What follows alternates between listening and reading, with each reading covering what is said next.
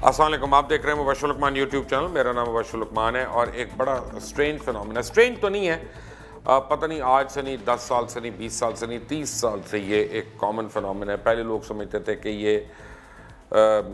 کوئی اپنا اٹینشن سیکر جو ہیں وہ کر رہے ہیں، یہ پھر یہ کہتے تھے یہ ہالی ووڈ کی مووی سے انسپائر ہو کے ہو رہا ہے. لیکن جیسے فلائنگ سوسرز ہیں یا یو ایف اوز ہیں، ان آئیڈینٹیفائڈ فلائنگ آبجیکٹ ہیں، اڑن تشتری، یہ اڑن تشتری کے بارے میں تو بچپن سے ہی پڑھتے چلے آ رہے ہیں. لیکن اس وقت ان کہانیوں کو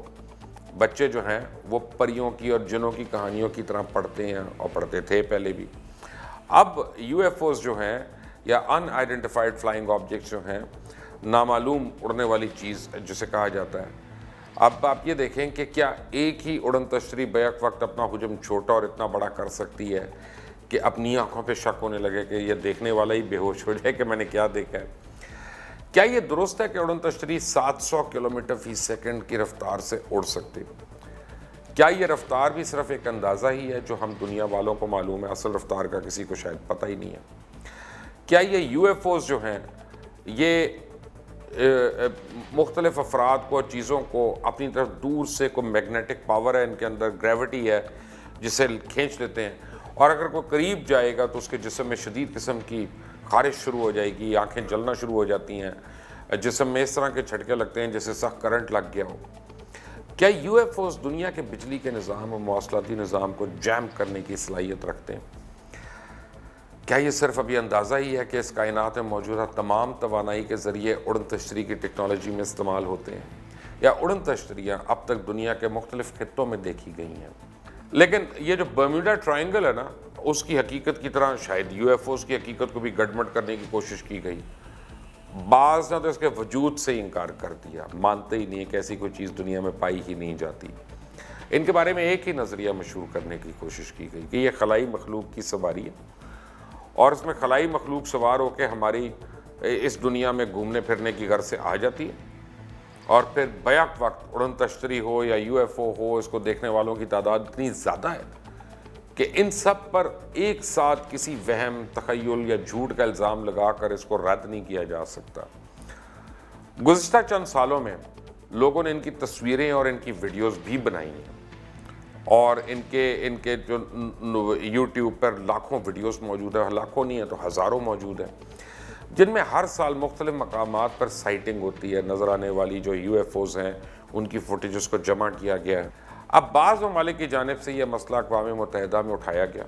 اور 1976 میں یونائٹڈ نیشنز نے اس بارے میں سنجیدگی سے غور بھی کرنا شروع کر دیا. تمام اراکین ممالک کو ہدایت کی گئی کہ وہ یو ایف اوز کی دریافت کے آلات اپنے اپنے علاقوں میں نصب کریں تاکہ ان کی حرکات و سکنات کو آلات کے ذریعے ریکارڈ کیا جا سکے. ان کی کمیونیکیشن ہے، ان کی کوئی ٹاک ہے، کسی قسم کی ساؤنڈ ہے، اس کو بھی ریکارڈ کیا جائے. اب 20th سینچری کے اینڈ پہ ایک سروے کیا گیا جس کے مطابق 1/3 امریکن، یعنی 1/3 امریکنز کی رائے تھی کہ فلائنگ سوسرز والے یا یو ایف او والے یا اڑن تشتری والے ہمارے ملک میں آ چکے ہیں. چنانچہ جب یو ایف اوز کو دیکھے جانے کی واقعات اتنے زیادہ ہو گئے کہ ان کو آنکھوں کا دھوکہ کہہ کر رد کر دینا ممکن نہیں رہا، تو جو عالمی طاقتیں ہیں انہوں نے اس کو برمیوڈا ٹرائنگل کی طرح افسانوی قصے کہانیوں کا حصہ بنانے کی ایک کوشش کی. اب سی آئی اے کے جو انٹیلیجنس اس کے ڈپارٹمنٹس ہیں سارے،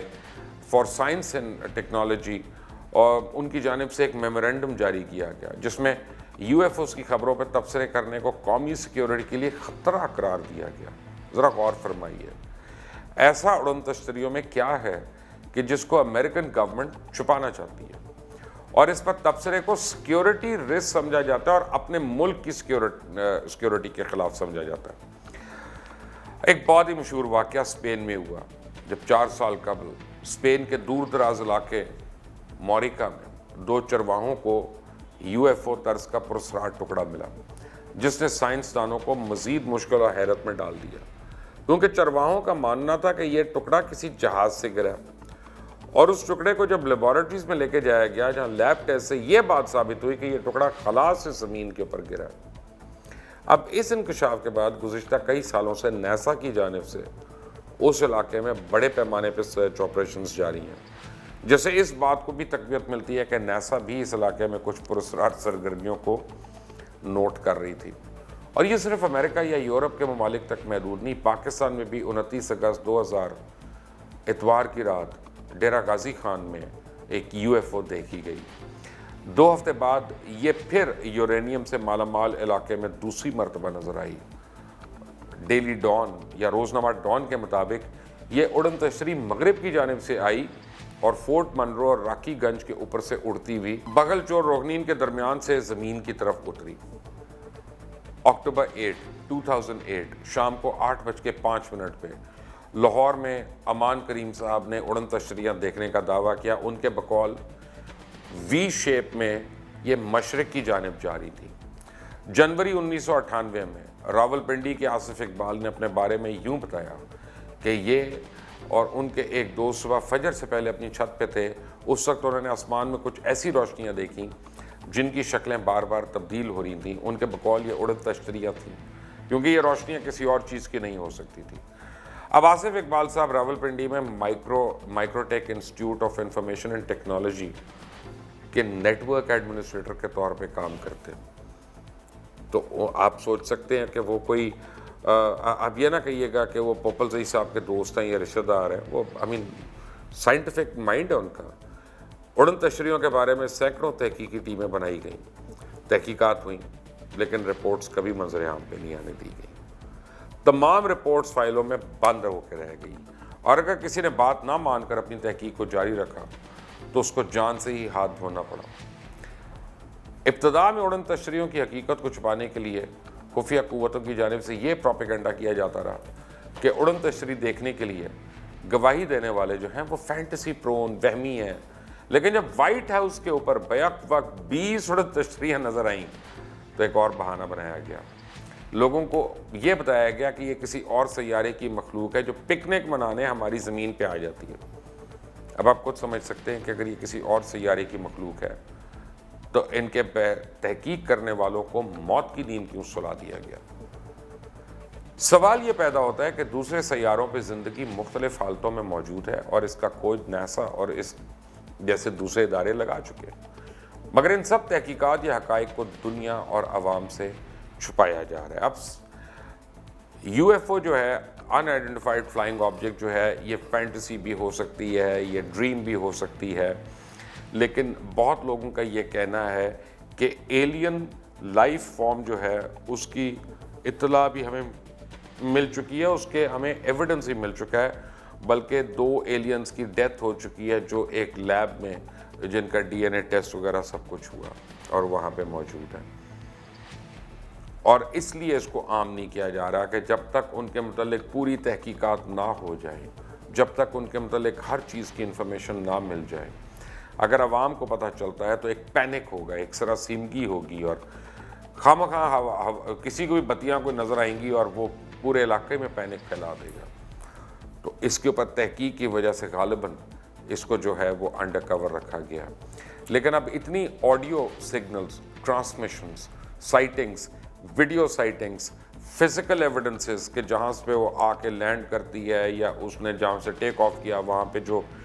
کریٹر بن جاتا ہے زمین کے اندر، یا جو ارد گرد کی زمین جل جاتی ہے، جھلس جاتی ہے گھاس وغیرہ، یہ سب اتنے زیادہ ایویڈنسز ہو گئے ہیں کہ ان سے ہم اب پیچھا نہیں چھڑا سکتے۔ ہم یہ نہیں کہہ سکتے کہ کسی کا وہم ہے یا کسی کے دماغ کی اختراع ہے۔ اس سے مزید جو ہے وہ انویسٹیگیشن جاری ہے، اور ہم کوشش کریں گے کہ یہاں پہ اور بھی جو کچھ اس کے متعلق انفارمیشن آئی ہے جو ہمیں نہیں پتہ، لیکن ہم کسی طرح آپ تک لے کے آئیں۔ But before I go of,